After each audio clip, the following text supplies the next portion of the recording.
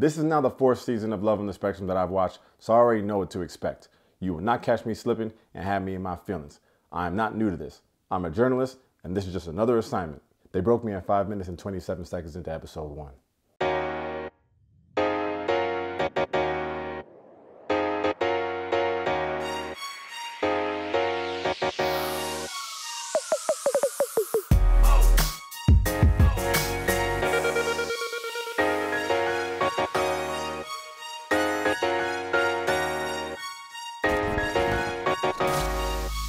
All right, welcome to Taste Take. If you're new here, today we're breaking down season 2 of Love on the Spectrum US. If that's something you're into, hit that subscribe button for your boy.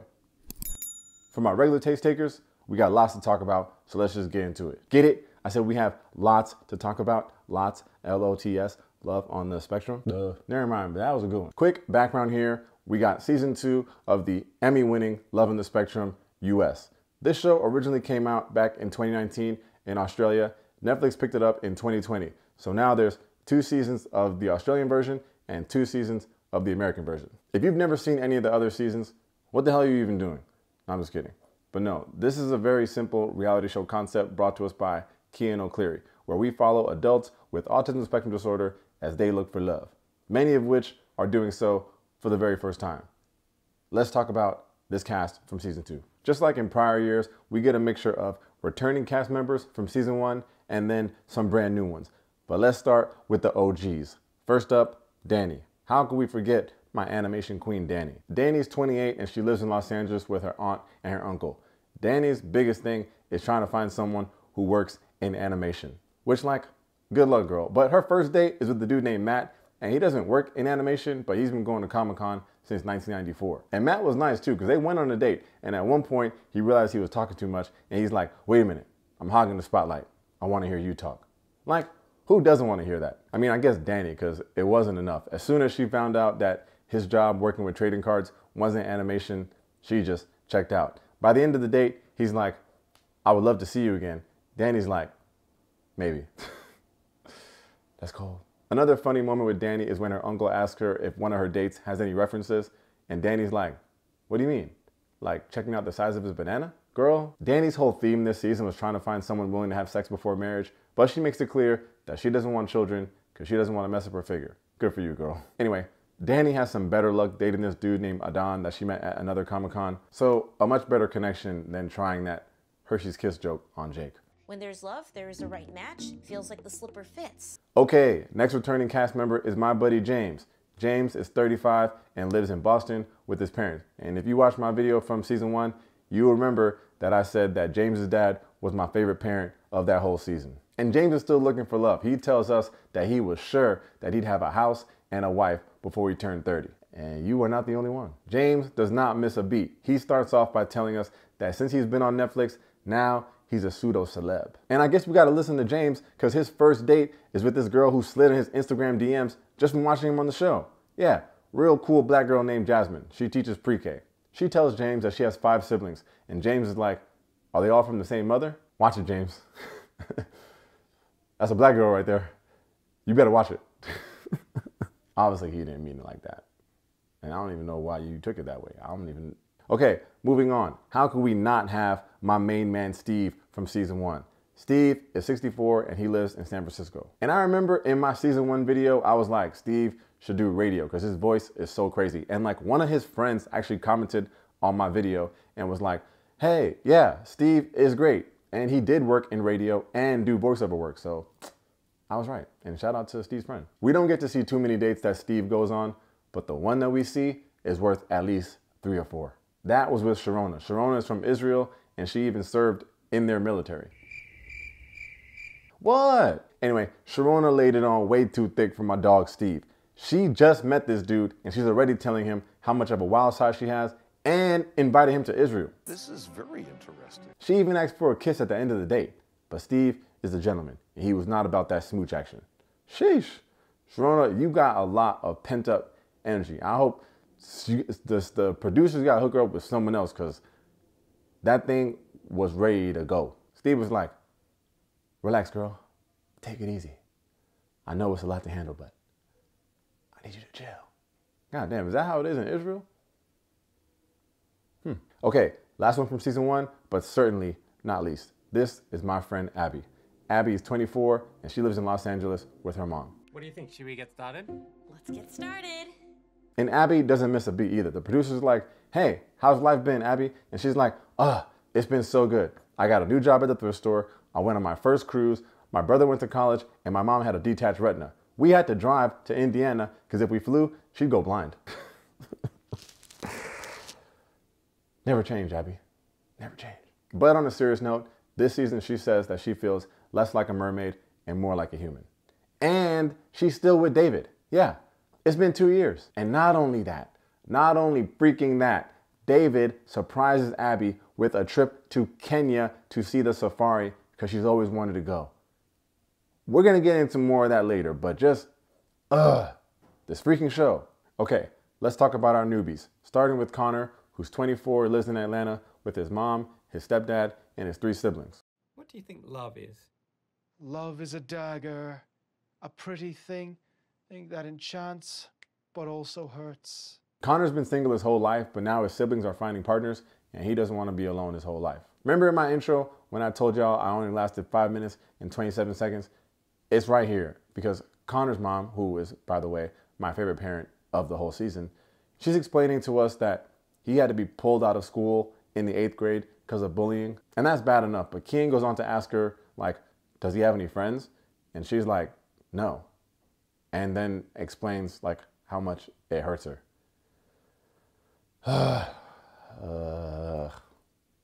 It's too much. Anyway, one of the highlights from all of Connor's screen time is when he goes speed dating. And we do see speed dating a lot of the times on other seasons of Love on the Spectrum. Here is almost no different. They give Connor and everyone else these sheets of paper where you write down who you met with and then just simply, do you want to meet with them again? Yes or no? This dude Connor is checking the no boxes while they're still sitting there. Like, they could say something a little off or that he doesn't like, and he just checks the no like right in their face. What the hell, Connor? If you watch this show enough, you know that one of the common things that comes up in discussions with their family or their dating coaches is like running out of things to say. And there's like a good fear of that. And probably for anyone who dates. Anyway, at one point in a date with a nice girl named Emily, Connor asks out the blue, so do you have any allergies? This girl Emily's like, is my nose running? No, Emily, your nose is not running. He just wants to know. I can't believe Netflix lets us watch this at no additional cost. Anyway, then he asks her if she's big on nature. She says no. You and me both, Emily. But then Connor checks no on the sheet. Again, right in her face. This whole scene was so good. Then he like sits down at the speed dating table with a girl that he used to work with at Kroger, but it's too much for him because he doesn't want to mess up the friendship. There's literally a point where he has to step away from the speed dating experience because it's just a lot to take in. The producers step in and they're like, hey, Connor, like, you good? And he's like, no, you all saw what The Price of Fame did to Princess Diana. What?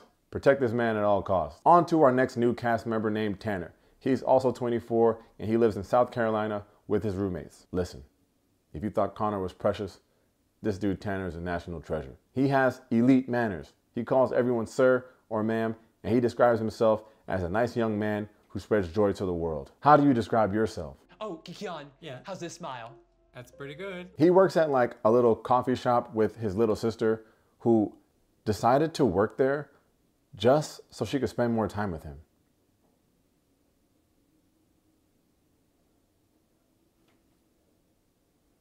It's a lot. Tanner tells us that he's had autism as long as he's been on this earth and that he knows it's not a bad thing. Not a bad thing at all. He goes on a few dates with a girl named Kate who has Down syndrome. She's much less verbal and outgoing than Tanner, but he shows her so much patience. Again, just a treat. I actually wrote down that he was my favorite of the season. Every season, I got a favorite. But he got to share that title with my girl, Journey. Why do you want to find love? I have So much love to give. Journey is 18 and lives in Chicago with her mom, dad, and her brother. Now, I give this show 5 stars every season.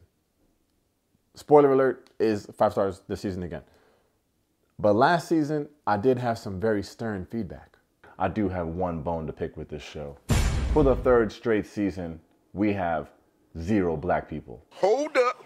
Wait a minute. Something ain't right. And now look at us with our first black person.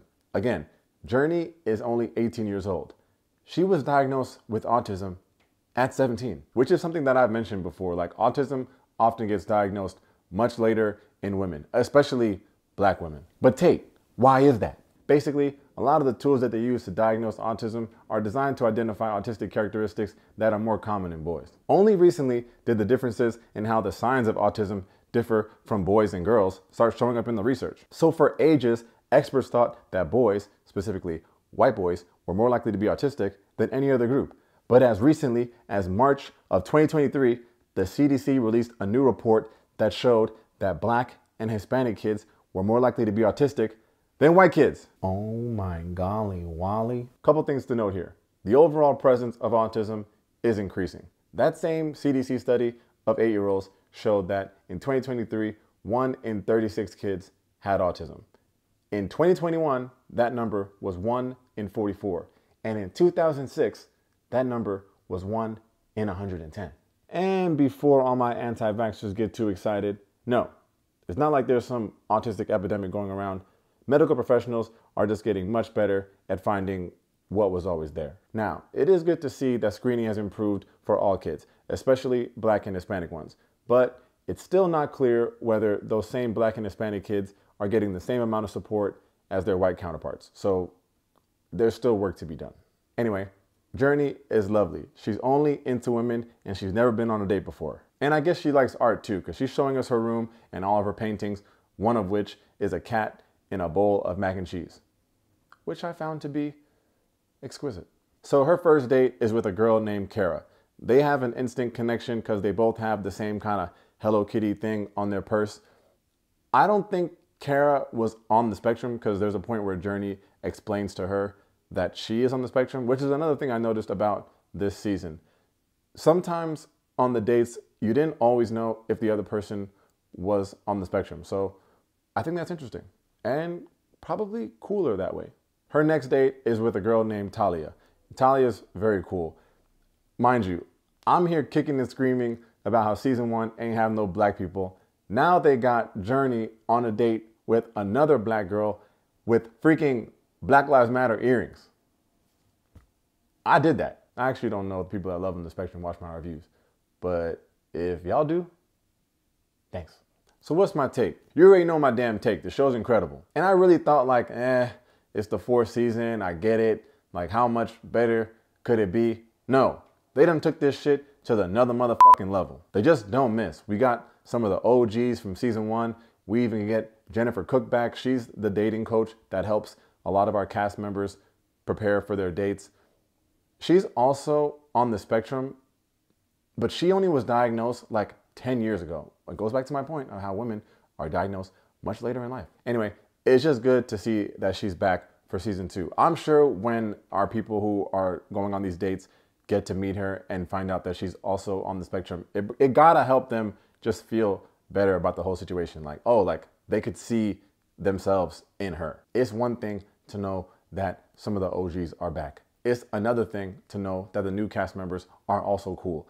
It's another thing to know that I'm here complaining about not having black people. Not only do we get 3 black people, they done took us to Africa. They really made it look like a place to visit. So many times in movies and TV shows, they be making Africa look like not a place you want to visit. But all of these shots looked fire. Also, like, what a flex. There's a part where Tanner takes his date Kate out in South Carolina to the Greenville Zoo and they see a giraffe. Then you just cut to freaking Kenya to see a giraffe walking around in Africa. What other show you know got range like that? And speaking of Africa, when you guys get to the last scene of this show in episode 7, listen. No. I need you to listen. I ain't seen a reality show moment like that in all my days.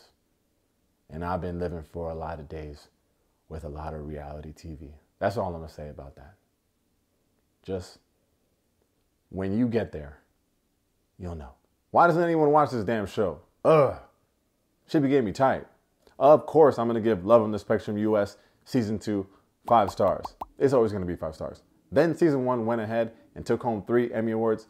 Listen, go out there and get some more. Before we go, I spent some time earlier describing some of the challenges that Black and brown families have in getting diagnosed with autism, but also getting the support they need. So I want to take some time and highlight the Color of Autism Foundation. This is an organization that was founded by a mother named Camille Proctor, whose son was diagnosed with autism spectrum disorder back in 2008. Camille said that she struggled to find the right services and support needed to help him. She was forced to leave her career and take care of her son, just living off her savings and retirement money. So it's just really cool to see that she created this organization to help other parents just like her help take care of their children. The Color of Autism's website explains that they're deeply committed to fostering inclusivity and support for African American families navigating the world of autism. They go on to say that their primary objective is to equip families with the tools to recognize early warning signs of autism. So I have the link to that organization in the description of this video if you want to check them out some more and donate some of your money or your time. Season 2 of Love on the Spectrum US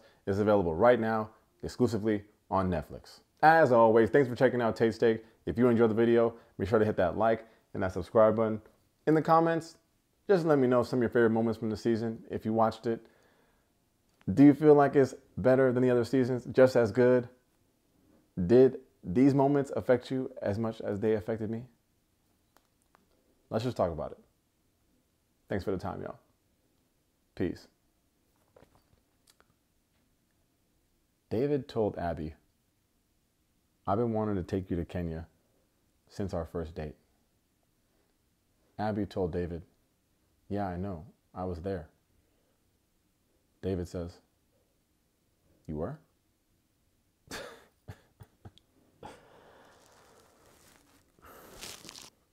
Yeah. Go get your Emmy.